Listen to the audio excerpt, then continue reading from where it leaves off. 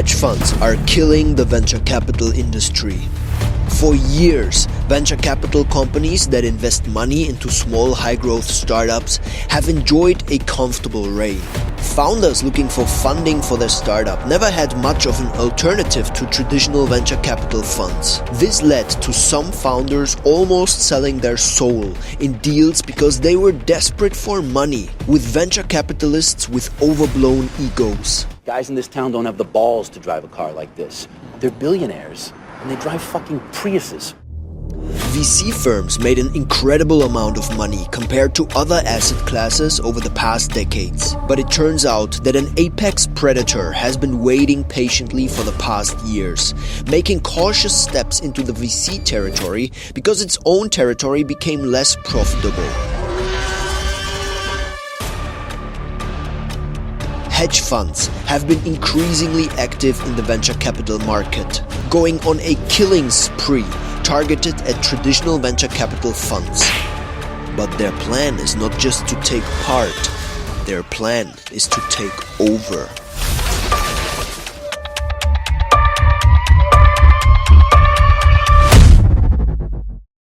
Let's understand the big picture for a second. Traditionally, the world of investing has been divided in two territories: private equity and public equity. Private equity are mostly young companies and companies that are not listed on a stock exchange. This means average normies cannot gamble away their life savings investing in these companies.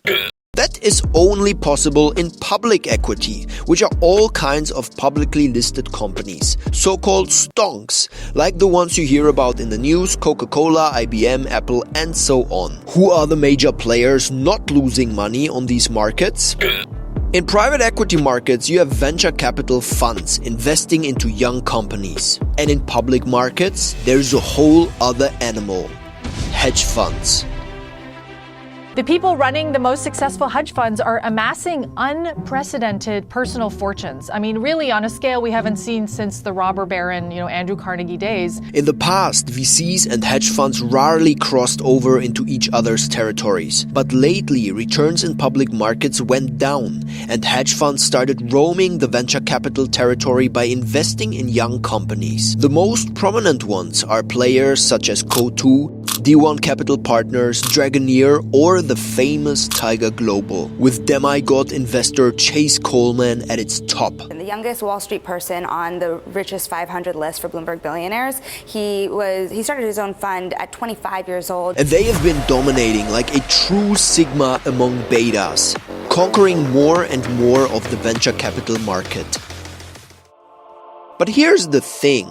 Venture capital players have been in this business for a long time. They know very well how to pick startups that might become successful. Firms like Sequoia have been investing in startups since 1972. And not any startups. They invested in Google, Apple, Cisco, LinkedIn before they became big and made billions by doing so. Since 1972, Sequoia has backed companies that now have an aggregate public market value of over $3.3 trillion. To put that in relative size, that's larger than the current GDP of the UK. All this experience gives them an advantage in their own territory, the private equity market.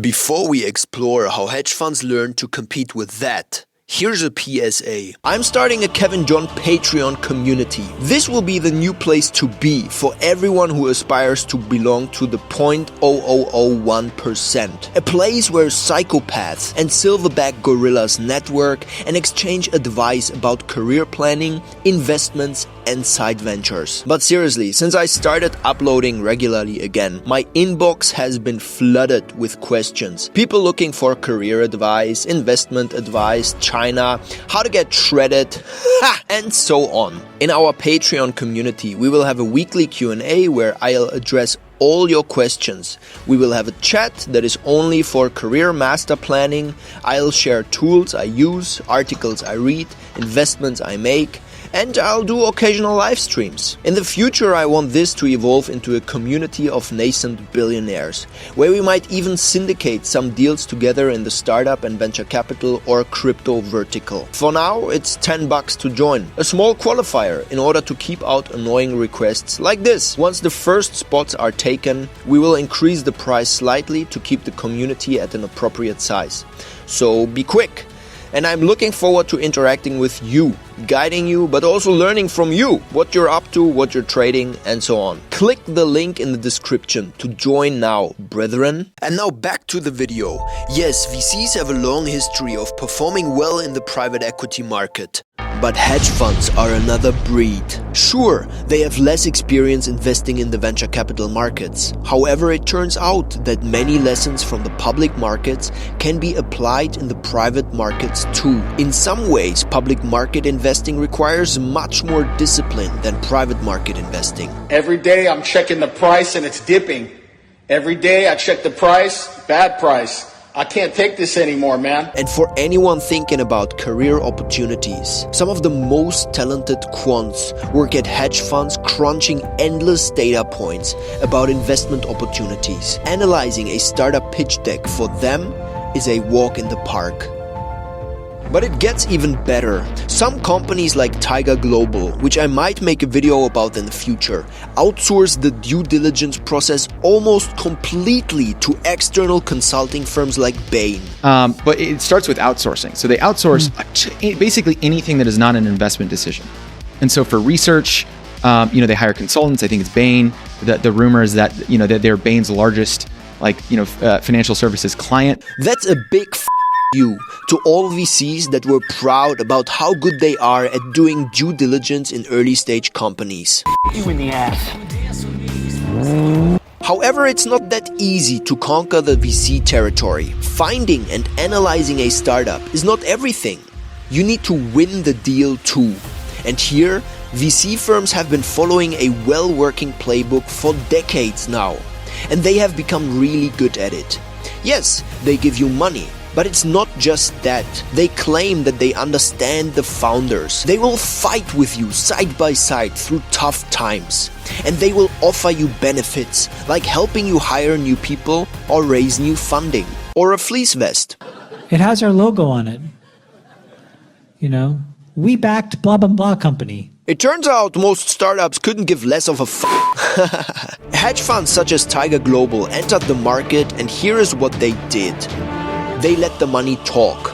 Oh, random industry agnostic VC fund nobody's ever heard of offers you 80 million? How about we give you 100? Less money and a bunch of promises versus more money. What do you think wins? Right, more money. I want the money. And being less valuation sensitive apparently does not hurt them. On the contrary, they make more money even though they sometimes overpay for startups. How? The keys are speed and management fees. Even with a lower multiple of money, funds like Tiger Global are able to return higher gains to LPs simply because they put the money to work so quickly. In 2021, Tiger Global invested in 1 deal per day, closing some deals as fast as within 3 days. Tiger had done 26 deals, which is a deal a day, including weekends. On top, they manage humongous amounts of money. Estimates hover around $100 billion assets under management. And they don't manage these assets for free. A fund that invests in new works, that fund is getting paid fees every year and then carry at the back end if it works. They take a fee for managing that money, typically 2%. Just that 2% alone provides for a great salary for most hedge fund managers. But wait a second. Evaluating deals and winning deals is not everything. Venture capital firms have developed sophisticated techniques in supporting their portfolio companies they have invested in. From helping them hire key employees to supporting their marketing efforts, winning new clients, and providing valuable advice via board seats. How can hedge funds compete with that? The simple answer: they don't. Instead, they do what humiliates VC funds the most. Less promises, more money. And the services that actually do add value, like helping portfolio companies hire key employees, are being outsourced to professional headhunting firms. And founders love it. Ouch. So just like that, within a time period of 1 to 2 years, the whole venture capital game has been fundamentally changed. And for the first time in history, today, VC funds need to really ask themselves, what value are we providing? Now, if you are building a career, where should you go? Who is losing? Who is winning? Startups? They win because there is more capital available. Will the biggest VC firms be hurt? Probably not. Some of them are just too big to fail. Angel investors, seed stage firms? They are too early. Hedge funds don't enter their territory. But will all the thousands of mid-stage firms suffer? Yes, tremendously. There will be more deaths. And hedge funds have just gotten started.